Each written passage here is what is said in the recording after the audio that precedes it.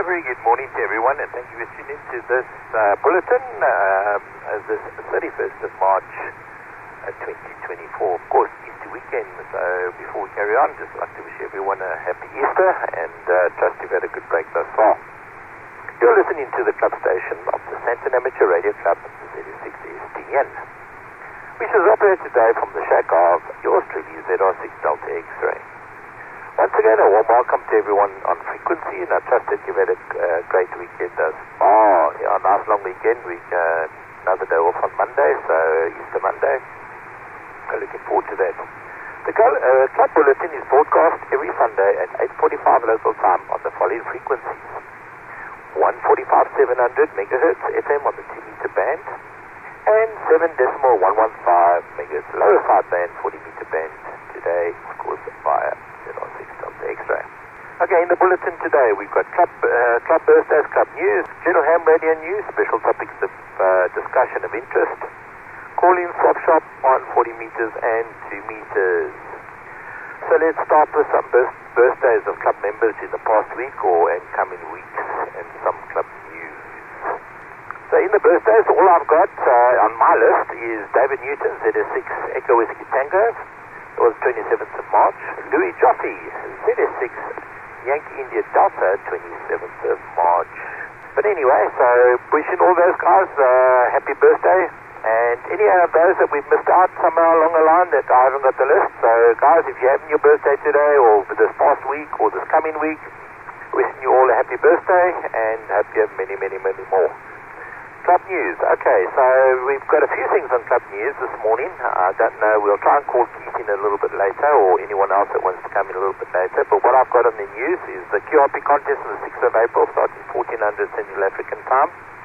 That's what I have. Maybe it's UTC, I'm not too sure. Club social on Saturday the 13th. It's a Bring and Bry. And so guys, it's going to be a fun day out there. Bring and Bry. There's a fox hunt as well, and of course all the newbies will be there doing the age of assessments, and there's going to be a bit of an antenna building day as well. So come along, bring your antennas, bring your bra, bring all your bra goodies, and come have some fun with everyone and meet all the newbies. The venue is it's 11A Zonspade Road in Chartwell. According to the message I received from Keith, the Waze definitely knows the way. All amenities are available as well as a swimming pool. So come along, meet all the new RA students. Hope to see you there. Just the South African Radio League news for Sunday 31st of March. So in the news today, the SRL National Convention accommodation, the SRL Technical Symposium, and the April 2024 issue of Radio ZS. Stay tuned for more information on these and news items. Begin this bulletin with the news of 3 silent keys. It is with deep regret that we announce the keys of Adam Farson, Victor Alpha 7, Oscar Juliet, or Alpha Bravo 4, Oscar Juliet, ZS1 Zulu Golf, and ZS6 X-Ray Tango. Peter Gelderneys, ZS1 Foxtrot Papa Oscar, and Philip Buerta, ZS6 Papa Mike Bravo. They've all gone silent. And Farson went silent key this morning on Sunday the 12th of March 2024. He was buried in the Jewish cemetery in Surrey, British Columbia. Adam was a real font of knowledge on ICOM radios. He collected and drafted countless documents with useful information on their care and operation. His website, www.qsl.net/Alpha Bravo 4 Oscar Juliet, will continue for a few more years. Peter, ZS1 Foxtrot Papa Oscar, passed away on the 22nd of March 2024. Philip, ZS6 Papa Mike Bravo, passed away on the 22nd of March 2024 after a short illness. He was very active on the East Rand and HF and VHF. We extend our condolences to all the family and friends. You're listening to the news bulletin of the South African Radio League, broadcast by the Sandton Amateur Radio Club. SRL National Convention accommodation. Have you booked your accommodation at the Garden Quarter Hotel for the SRL National Convention? The accommodation at the Garden Quarter Hotel costs $1,500 per room per night and includes breakfast. It's a double room. Booking must be made by contact Marinda at reservations on 021-448-4123. Let me repeat that. Reservations, contact the Garden Court Hotel on at Marinda, of course, 021-448-4123. Your first words are, "Hi Marinda, I want to book accommodation for the Israel Convention." SARL is the magic word, and we will ensure you get your special conference price. But you have until 1700 on Monday, the 1st of April, to book your accommodation. Not an April Fool's joke, guys. So if you want to go, please book your accommodation. So cut-off bookings is on the 1st of April. Of course, you can arrange your own accommodation at B&B or with a friendly radio amateur in the Greater Cape Town area. Next on the list, the SRL Technical Symposium on Saturday, 6th of April. Register now for the SRL Technical Symposium. The SRL Technical Symposium, Science and Technology in Amateur Radio, will take place on Saturday, the 6th of April, 2024, from 1000 to 1500 Central African Time. It is a virtual event on the WebEx platform. Participation is free, but registration is required. You'll find the registration link on the SRL and MZSA website. So go have a look for it at the SRL website or MZSA website for the link. The program for the symposium includes a selection of interesting presentations, of which many have practical applications, such as building your HF noise monitoring system with locally available software and hardware. The developer of IOCAP, Pitman Sound, will discuss HF frequency predictions and the applications of Sansa HF prediction software. Two of the presentations deal with login software. The guest speaker from the UK, Derek Kozel, Mike Zero, Lima November Alpha, or Kilo Oscar Zulu Echo Lima, who is an expert on software-defined radio, will talk about SDR homebrew in the digital era.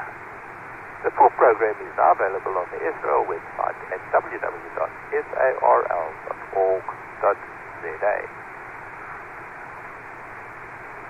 Okay, contest news. The first leg of the SRL 80-meter QSO party runs from the 1700 to 2000 hour UTC on Thursday, the 4th of April. The aim of this contest is to create an interest in activity on the 80-meter band. It's a phone-only contest. The exchange is an RS report, your call sign, your name. Log sheets in MSLX format only must be submitted by 21:59 UTC on Tuesday, the 16th April by email to ZS5STN that's Durban Amateur Radio Club, short ARC, @gmail.com. The rules can be found at page 47 of the SRL Blue Book. The autumn leg of the SRL QRP contest runs from the 1400 to 1600 hour UTC on Saturday the 6th of April, and the rules can be found on page 35 of the SRL contest manual. Please read these rules carefully to understand what you need to do. Please remember to submit your log by 21:59 UTC on Thursday, 11th of April to contest@medicines.org.za. This is your opportunity to experiment and have fun with your fellow amateurs while operating as a QRP contester. Running QRP power or as a QRP chaser running Indy Power. This is a spicy contest with lots of options and awards up for grabs. Where will your station be located? What feed line, antenna and radio will you use? What mode will you run? What distance will you achieve? You are listening to the news bulletin of the South African Radio Speaker. The April 2024 issue of Radio ZS. The April 2024 issue of Radio ZS was uploaded on Thursday, the 28th of March to the League website. To download a copy, go to Publications and Radio ZS Download. In this 152-page issue, you can decide which is the better antenna, copper versus aluminium, and the question is asked.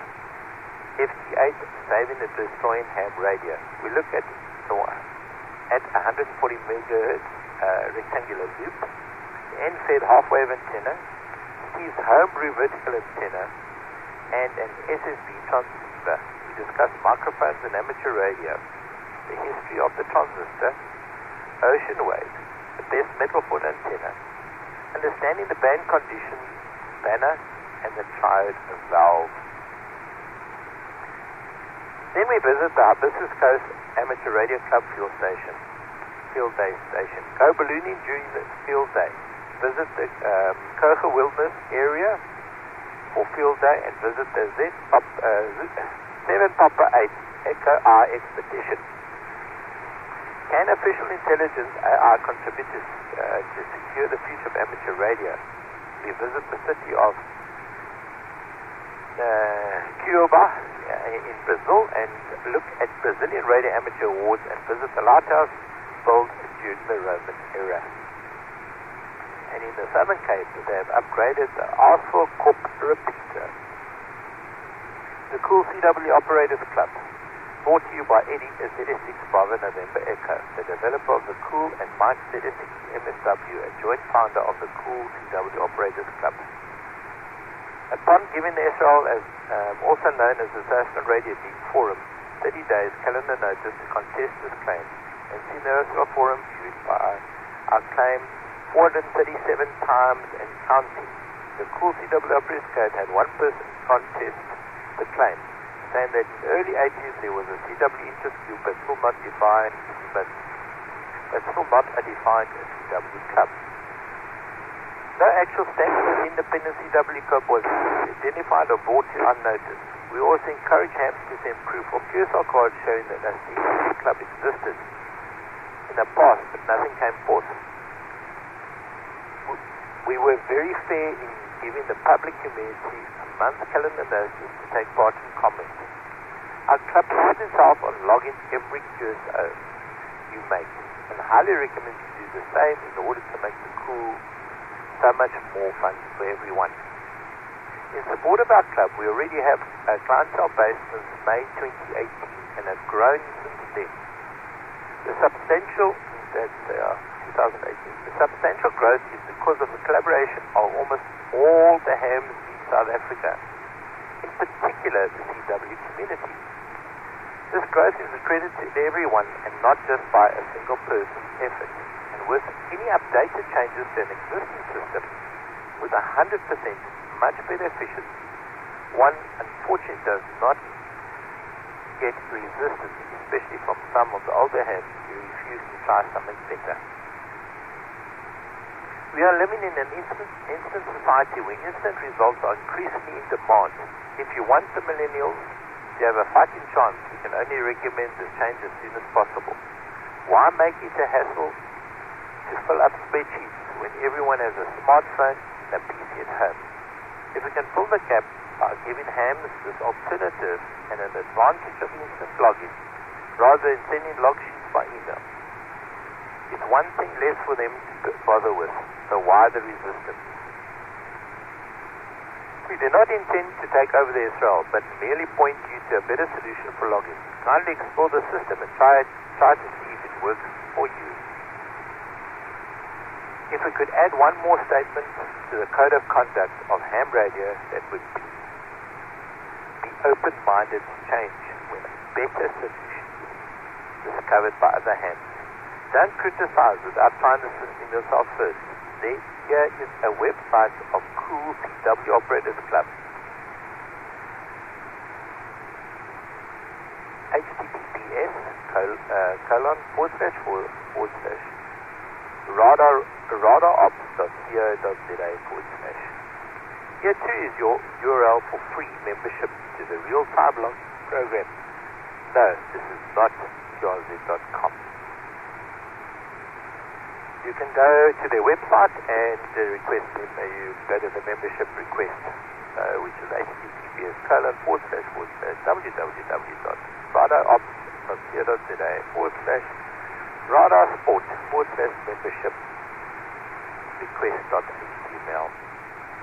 It's a live interactive program suitable for Hamnet, SOTA, poster, outdoor club contests, personal evaluations, club group evaluations straight from the cell phone or from your QTH PC. It supports SSB, FTW, FT8, RTTY, and digital modes.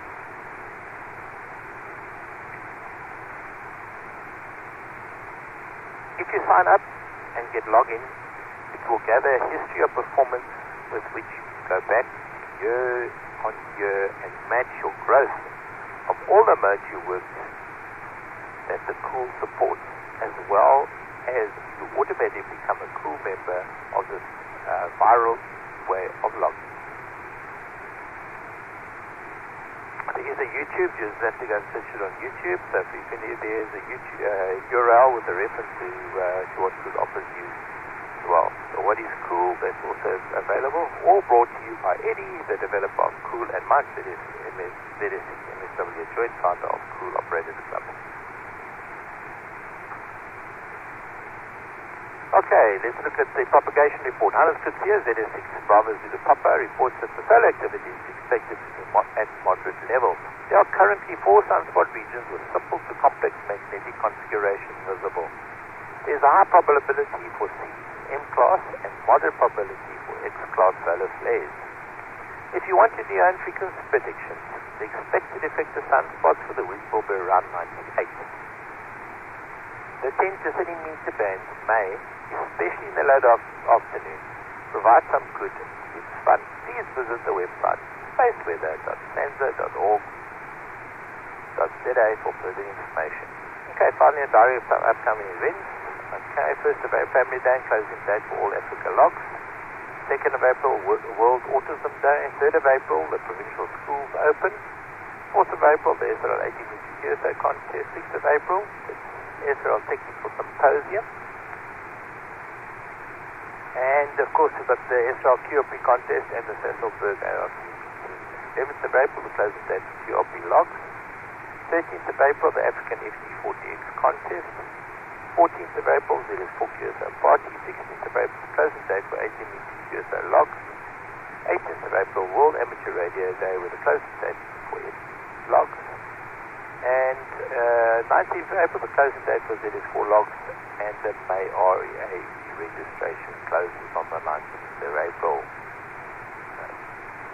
And then the 21st of April, the SRL National Convention. When it comes to the RAE, please make sure that all your candidates out there have registered, paid their dues, paid all their fees. The only thing that should be outstanding is the HF assessment. No late entries will be accepted. Okay, that concludes our bulletin. So the radio today. So, okay, so this morning, before we go to with that, I have a small topic of interest. So let's have a look and see what we have this morning for a topic of interest. So, move over solar eclipse. Scientists predict a once-in-a-lifetime nova explosion in coming months. Yeah, and this could affect, of course, radio communication. While the world's attention has been focused on the total solar eclipse that will occur later this spring, the distant corona borealis binary system, which contains one dead white dwarf star and one ancient red giant star, has been busy gearing up for its own moment of glory. A spectacular nova explosion located 3,000 light years from Earth. The corona borealis is home to a white dwarf named T. Coronae borealis, or TCRB for short. That's on the verge of what NASA say will be a once-in-a-lifetime nova eruption. The rare cosmic event is expected to take place sometime before September 2024. When it occurs, it will most likely be visible to the naked eye. No expensive telescopes will be needed to witness this cosmic performance, says NASA. TCRB outbursts only happen about once every 80 years. The last was back in 1946. I'm very excited. This thing is kind of like Halley's Comet. It occurs once every 75 to 80 years, but novas don't get the press Halley's Comet gets. Says NASA Meteoroid Environment Program Manager Willem J. Cook. Comets always get more press. How do scientists know when the nova explosion will occur? In most cases, experts have no idea when the nova explosions are going to happen, says Cook.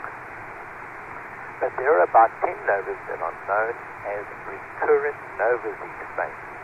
A recurrent nova is a nova that periodically blows its top, continues Cook. And T. Coronia Borealis is a prime example. But how does NASA know with such certainty that TCRB is going to erupt over the next few months especially? It's a matter of mathematical calculations and visible evidence. For instance, the last time TCRB experienced a nova was 1946, 78 years ago. The clock is very much ticking. There's another sign that TCRB is getting ready to blow also, says Cook. We know that therefore it goes nova, it dims for about a year, and the T. Coronia Borealis started dimming back in March 2023. So that's why we think it's going to go nova between now and the end of September.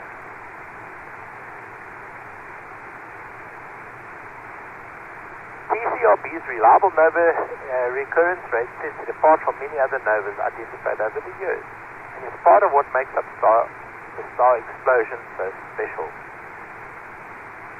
There are lots and lots of novas that have been discovered, but most haven't been known to reoccur, or they go such long time periods without recurring. We don't know when they will again, explains Meridius McGregor, an assistant professor at the Johns Hopkins Williams H. Miller Department of Physics and Astronomy, specialized in stellar activity.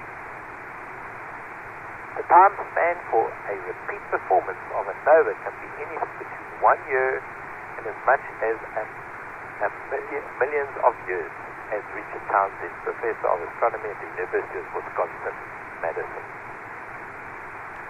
What triggers a nova event? In addition to knowing when some of the more predictable nova events like TCRBs will occur, NASA experts also know why they happen. The white dwarf TCRB, for instance, exists in a binary system, meaning it is one of two stars orbiting around each other. The other is the red giant. White dwarfs have masses similar to the Sun, which have a diameter around 100 times smaller, making them comparable in size to Earth, he says, and that high mass relatively small sizes make a white dwarf gravity especially strong. As the red giants in TCRB's system eject matter, TCRB's gravity affects or collects it and puts it on its own surface, doing so for years and years until it reaches its limit. What's happening in the system is that the red giant star is dumping all of this material onto the surface of the white dwarf, says Cook. And when too much gets to the surface of the white dwarf, TCRB, you literally get a thermonuclear reaction like a bomb. And the white dwarf blows off that material. Sandton offers a similar description, explaining that once a sufficient amount of material is accumulated on TCRB and its temperature reaches a few million degrees Celsius, a nuclear fusion reaction begins burning, creating a highly visible nova, even many are naively anticipating. These are the same reactions that are ongoing on the core of the Sun, and they release a tremendous amount of energy in the surface layers of the white dwarf, Townsend.